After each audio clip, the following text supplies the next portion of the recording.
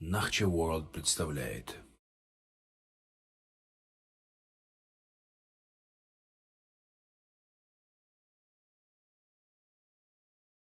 Депортация чеченцев 1817 года.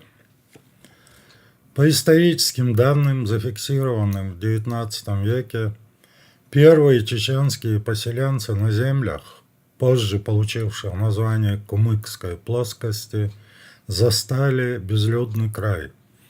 Российский этнограф XIX века Евгений Дмитриевич Максимов пишет об этом так, цитата. Первыми поселенцами из гор Аки-Лам из местности Нашиха были части фамилий Парчхой, Пешхой и Цечой, Цецой. Они не застали в этих долинах ни одной человеческой души. Мало того, вся Кумыкская плоскость, покрытая тогда сплошь дремучим лесом и камышами, была совершенно пустынна, если не считать наполнявших ее диких зверей. С другой стороны, в Андии был только один хутор, состоявший из одного семейства. Кругом был простор и неначатая богатая земля. На юг высились горы, вершины которых покрыты были яркой сочной травой. Ниже начинались леса и спускались по ущельям, вплоть до плоскости и далее до терека. Леса и горы были полны оленей, коз, кабанов и других зверей. Все это не имело хозяина и принадлежало Богу. Переселенцы с благоговением приняли от Бога эти места по праву первого завладения. Источник.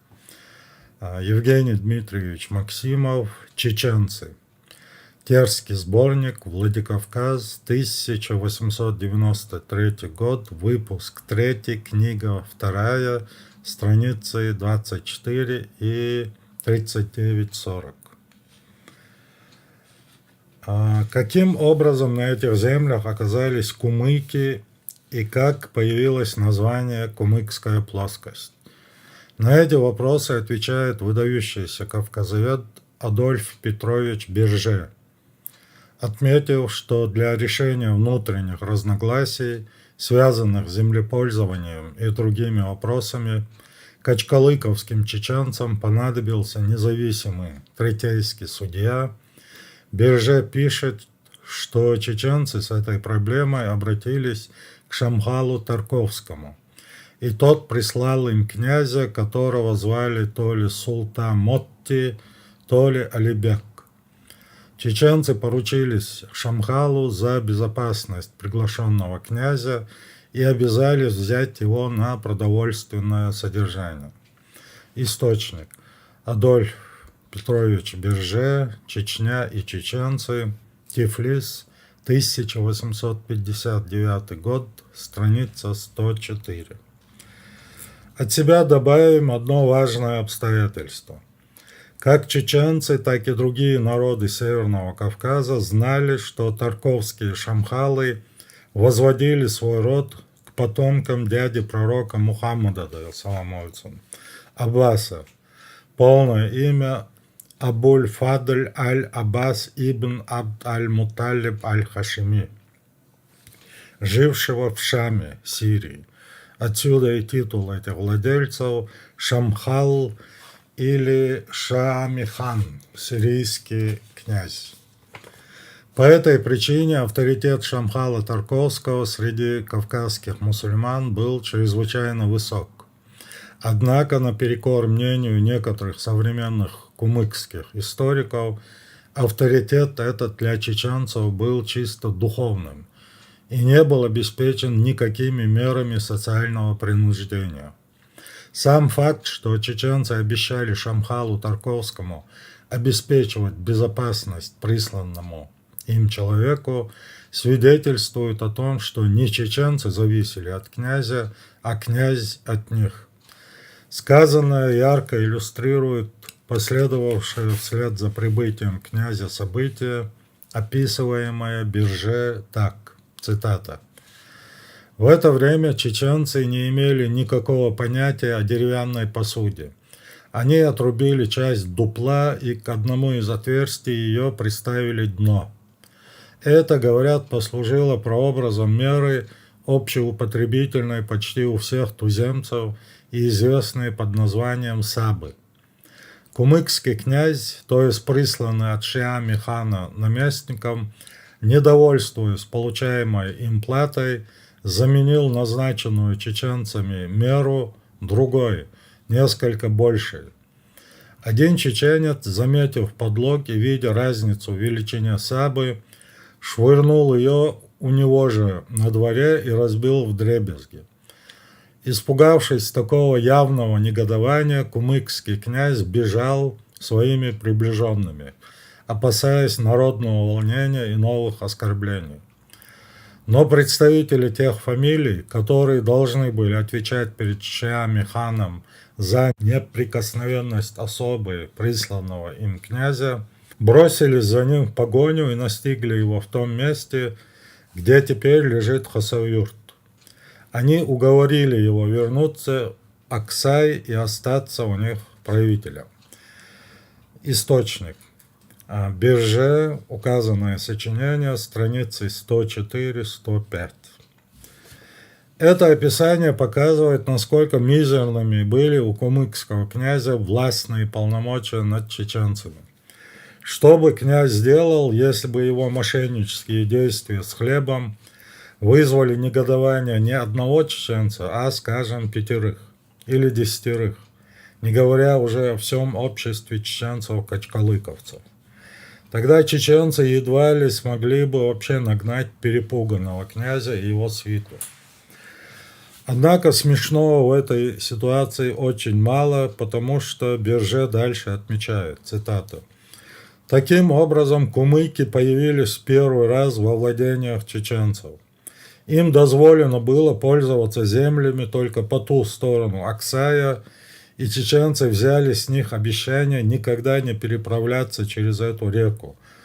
Но впоследствии времени кумыки постепенно и исподволь завладели чеченской плоскостью, отчего она и носит теперь название Кумыкской».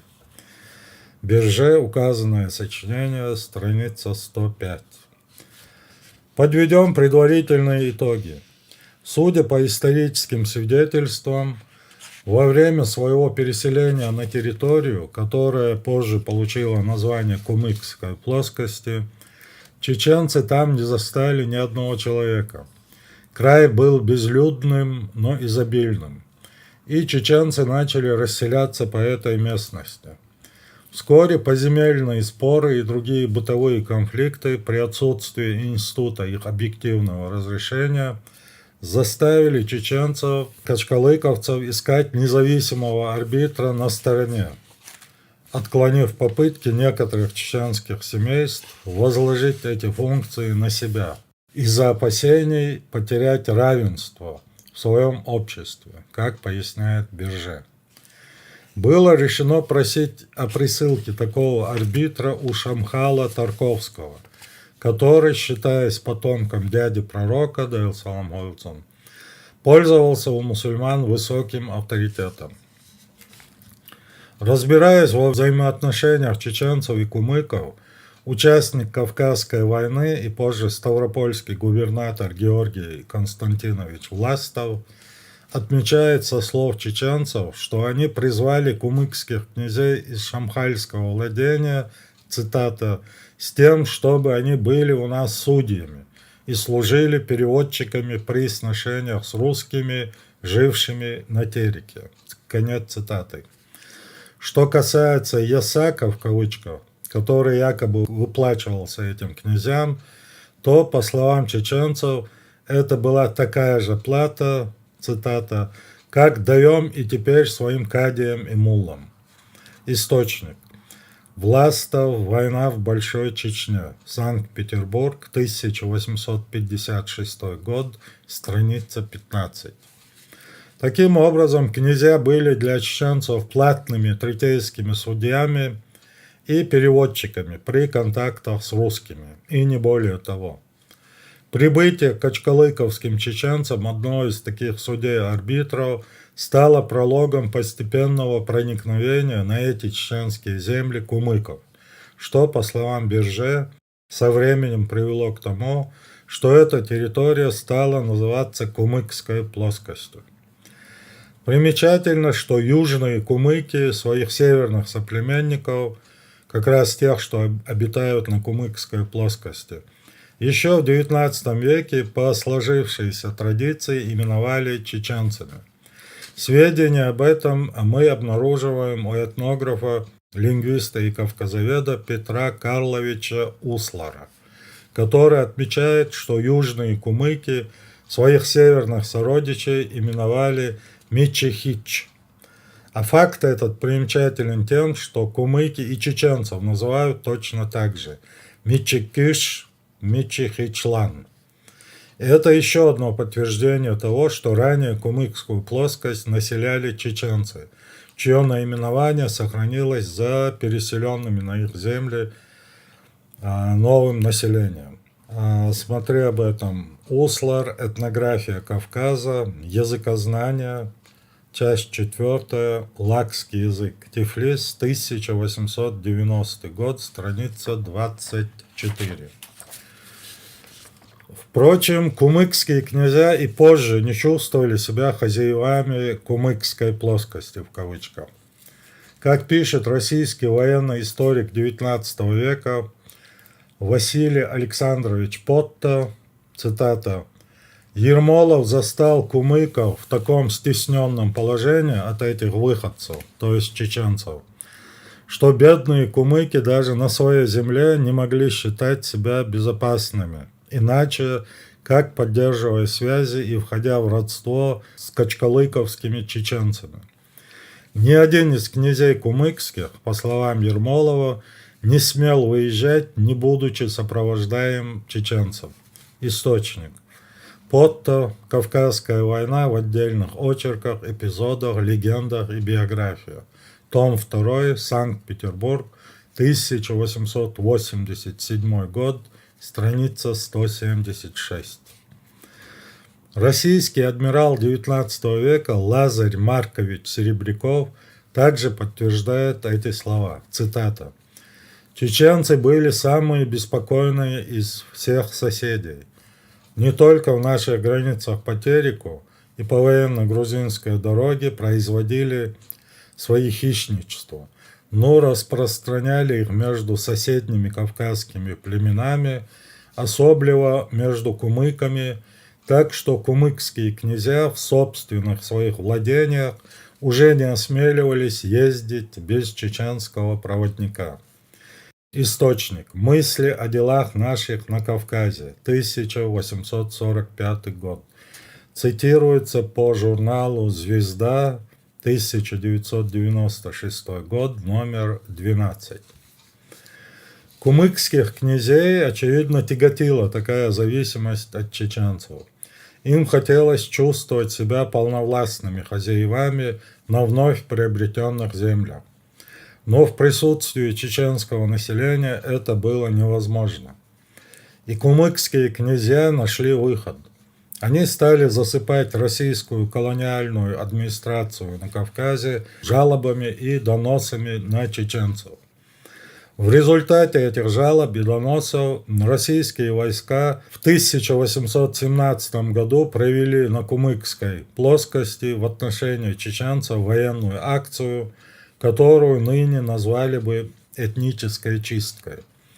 Генерал Дель Поццо, командующий войсками на Кавказской линии, придя с войсками на Чеченскую плоскость, окончательно превращает ее в Кумыкскую, депортировав чеченцев с этой территории. В своем письме почтенным владельцам Костековским, датированном 5 сентября 1818 года, командующий грузинским, позже кавказским, корпусом генерал Ермолов так описывает эту этническую чистку. Цитата. «Злодеев чеченских, живущих между вами и делающих беспрерывные воровства и разбои в наших границах, По собственному вашему желанию генерал Дель Поццо выгнал в прошедшем году из владений ваших, и которых некоторые из владельцев опять приняли к себе, нарушив изменнически свои обещания, немедленно и без всяких отговорок выгнать и перепроводить их в Чечню, дабы они, подобно живущим в Кара-Агаче, не могли остаться на землях ваших. Из сих людей отнюдь ни один не должен у вас оставаться. Источник. Акты Кавказской археографической комиссии, том 6, часть 2, Тифлис, 1875 год, страница 500. Правда, далее Ермолов разрешает кумыкским владельцам при сильном желании и под совместную ответственность всех больших и малых князей Костековских, Аксайских и Андреевских оставить на этих землях отдельные чеченские семьи. Учитывая, что депортация чеченцев была проведена именно из-за жалоб и доносов этих князей, как отмечал Ермолов, по собственному вашему желанию. Рассчитывать на то, что они поручатся за какие-то чеченские семьи, не приходилось. К тому же, при обнаружении нелегально живущих на кумыкской плоскости чеченской семьи, Ермолов грозил кумыкским князьям и узденям очень крутыми мерами наказания. Цитата. «Ежели и за сим распоряжением князья по гнусной к обманам привычке осмелятся удержать их, скрывая чеченских мошенников под именем других народов, то я высочайшим именем великого государя моего сниму достоинство князя или уздения, имение отдам верным подданным и выгоню в Чечню». Указанное сочинение, страница 500. Здесь обращает на себя внимание угроза Ермолова выгнать провинившихся кумыкских князей в Чечню. Едва ли такая перспектива могла устрашить кумыкских князей, чувствуя они себя в Чечне вольготно, как пишут некоторые кумыкские историки, охваченные желанием хотя бы задним числом поработить чеченский народ. К сказанному Ермолов добавляет следующее уточнение, цитата. «Владельцы должны разуметь, что разбор сей и поручительство должны быть проведены между теми чеченцами, которые не были выгнаны в прошлом году, но к всему не принадлежат деревни Байрам-аул, Хасав-аул, Генже-аул, Бамат-бек-юрт и Казах-Мурза-юрт. Сих приказываю выгнать тотчас, и Боже избави того, кто посмеет ослушаться». Там же. Заканчивает Ермолов свое письмо угрозой прислать карательные войска в случае непослушания князей. Укажем, что депортация чеченцев с восточных прикаспийских территорий, их проживания в 1817 году – это не первая акция подобного рода. Почти за 100 лет до этого, в 1718 году, была проведена еще одна этническая чистка в отношении чеченцев. В российском источнике XVIII века она описывается так, цитата. «Жилища чеченцев простирались прежде всего от гор, недалеко от Эндери находящихся, до самого моря.